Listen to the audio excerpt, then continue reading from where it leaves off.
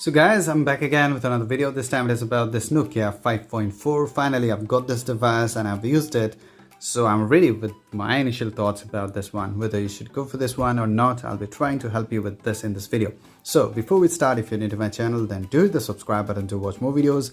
And if you have already subscribed, a big thank you to all of you guys. So let's get started. So first of all, let's start with a physical overview and overall design and build quality of this device. You can see that the device is totally made of plastic. Okay, the back is plastic. The front protection is not known yet because they haven't mentioned it whether it is having Gorilla Glass protection or not. Yes, but it is actually looking good. Okay, the back is made of plastic, as I told you, and it is actually going to catch smudges. So the good news is that they have actually provided this TPU cover that you can use. And another good thing is that they have installed this screen protector out of the box. You will get it. Okay, so you should not remove it. Now let me give you the physical overview.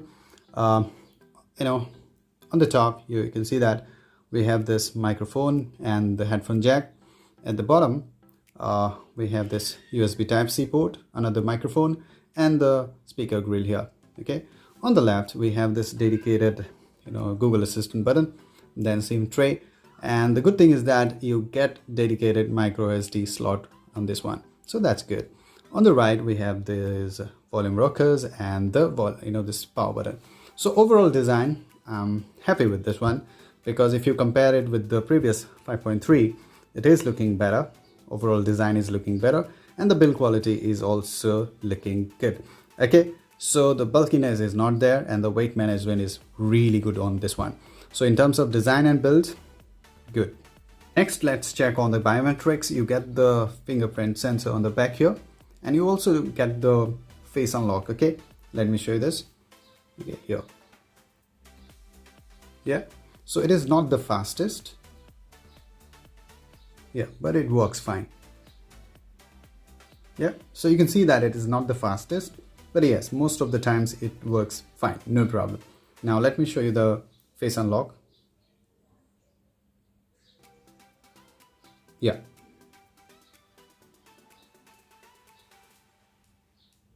So you can see that it is also working slow. So in terms of biometrics, not the fastest, but it works fine, no problem. Next is the UI of this device, as it comes with almost pixel-like UI out of the box. You get this pure Android experience, no bloatware, no ads. So this is the main highlight of Nokia devices at present. And if you go to settings, here you will find that it is running on Android 10.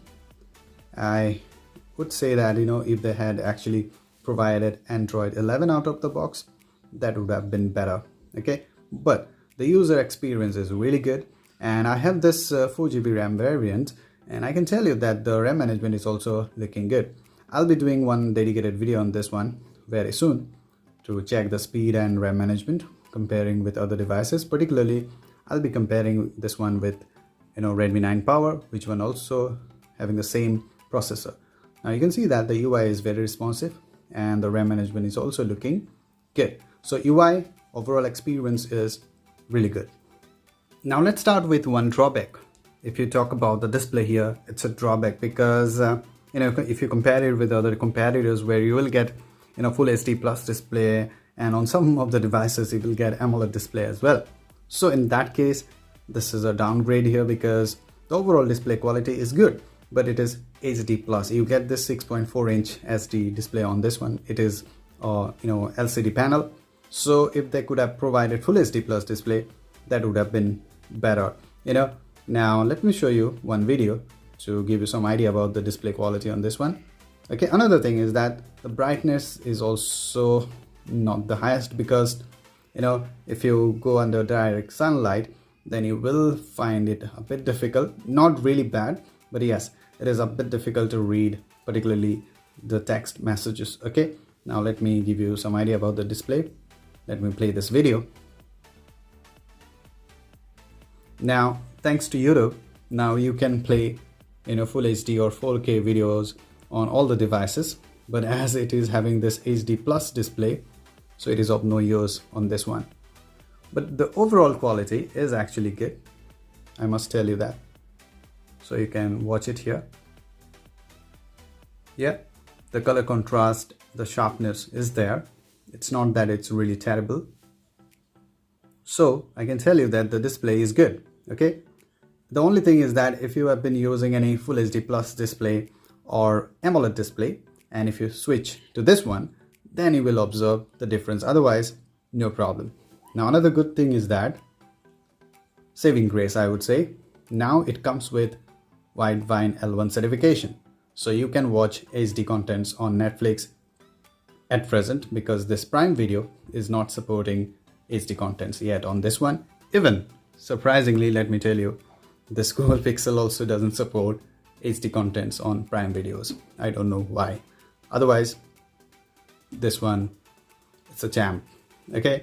Now, overall, display is average on this one. So let's check on the sound quality as well on this one. So we just get one bottom fire speaker here, single speaker.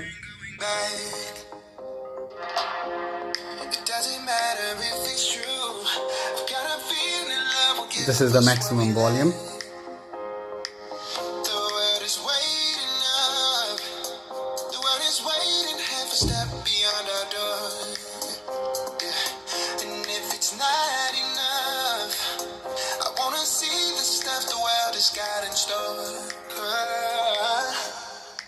I wanna take it all in, I'm falling. The cityscape by night, wanna catch in my photos. Where you go, every corner twice as bright. They'll be my treasures forever.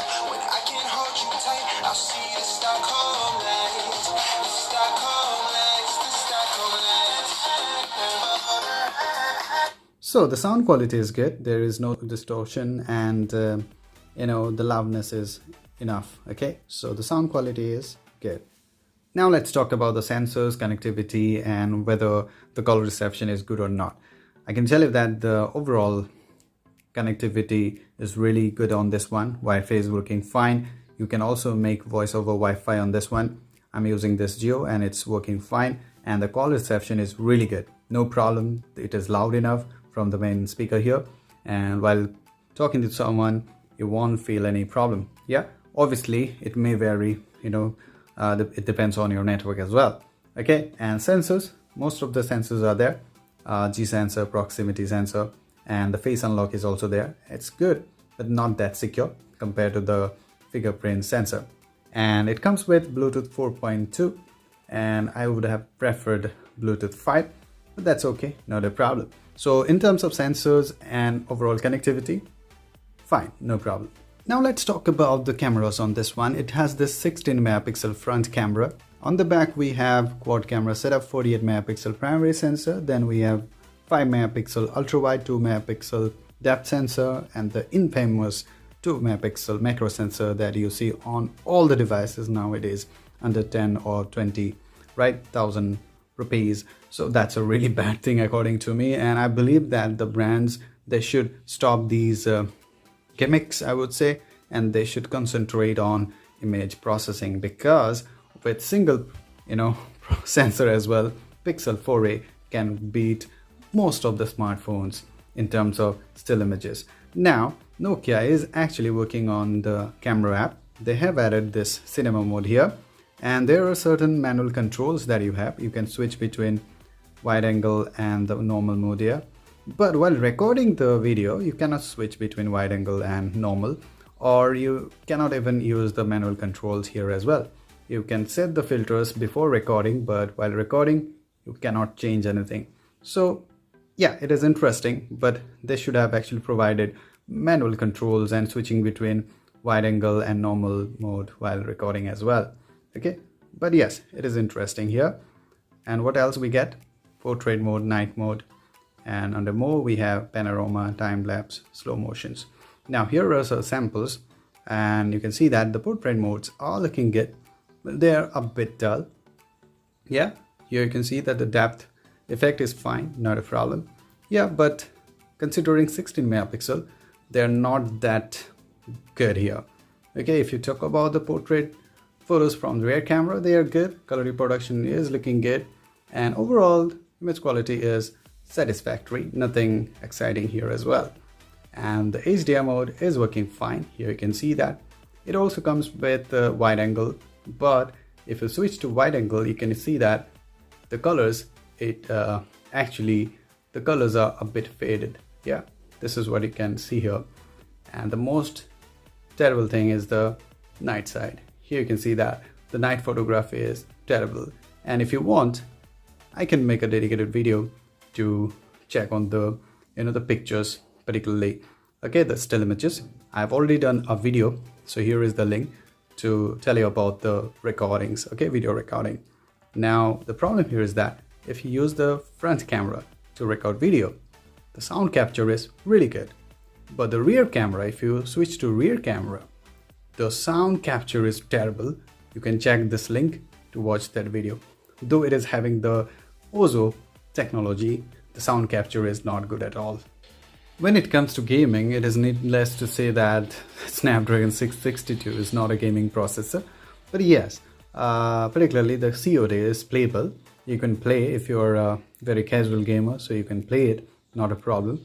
The touch response is fine, not a problem here. I've played it and I found that yes, you can play the game on this one. There is no issue. Yeah, the touch response, overall gaming experience is okay, just for the casual gamers, but not meant for heavy gamers. So if you want to know more about it, then you can watch any other gaming channel where you will get the better idea of this. But I can tell you that it is not meant for heavy gaming. Now let's talk about one really important aspect, that is the battery backup. Nowadays, when we can see that devices are coming with 6000 mAh battery, 7000 mAh battery, Nokia has decided to go with 4000 mAh battery. So that's really surprising. But during my use, I can tell you that it was okay. Here you can see that the last full charge was done 17 hours ago. And after that, the screen on time that I've got 4 hours 49 minutes, still 23% battery left. And during my use, there was a bit of gaming and video recording as well. So that means, according to me, you will get around 6 to 7 hours of screen on time on this one. So that means you can easily use the phone throughout the day without any problem. So that's good. But as they are claiming 2 days battery on their Nokia devices, that's not true in practical use. So battery backup is okay, no problem. Now the question is that we should actually buy this device. Now it depends on your priorities. Now if your priority is topmost priority is display, then simply ignore it because it comes with HD plus display. Next, if your priority is camera, then also you should ignore it because there are other devices under 40,000 or even under 13 or 12,000 like Poco M2 Pro, Realme 7. These are the devices which are actually really good in terms of camera. Considering the price. So in terms of camera as well, you can ignore this one. Next is gaming. Obviously, Snapdragon 662 is not a gaming processor. You can go for Helio G90T or Snapdragon 720G in the same price bracket. So for gaming as well, this is not meant for gaming. Next one is, if you are a very heavy user, like, multitasker, like you use multiple apps, in that case as well, it will struggle a bit considering the RAM plus the processor. So if your priorities are like these, then you should ignore it. Now who should actually buy it or who will buy it? Now there are certain people who love their own brand, the phones they have been using, like there are Nokia enthusiasts, Nokia fans are there, so they will actually buy this one. So that is one category. Another category is that is those people who like really clean experience, really clean and stock Android experience. So in that case, you should go for it because there are very limited options available under 15,000 or say 20,000 at present in India, where you will get clean experience like this one. No bloatware, no ads. So if you are someone who is looking for pixel-like experience under 15,000, 14,000, then this phone is for you. Because in terms of overall, general use, it's good. If you're not a heavy user, then this phone will actually help you to do all things that you do normally on your device. Okay, so that's the reason that I have mentioned that this device is meant for very limited users. Okay, and Nokia is also trying to attract those people who like to have a really good looking phone, yeah, with good enough build quality and clean UI and regular security patches to keep your data secure, and 2 years of Android update as well. So if these are your priorities, then you should go for this one. Otherwise, guys, ignore it. So guys, I believe that this video is going to help you, and if it does, then do let me know in the comments. And if you end up liking what I do in my videos, then do subscribe, do like and share with others. So till the next video guys, cheers.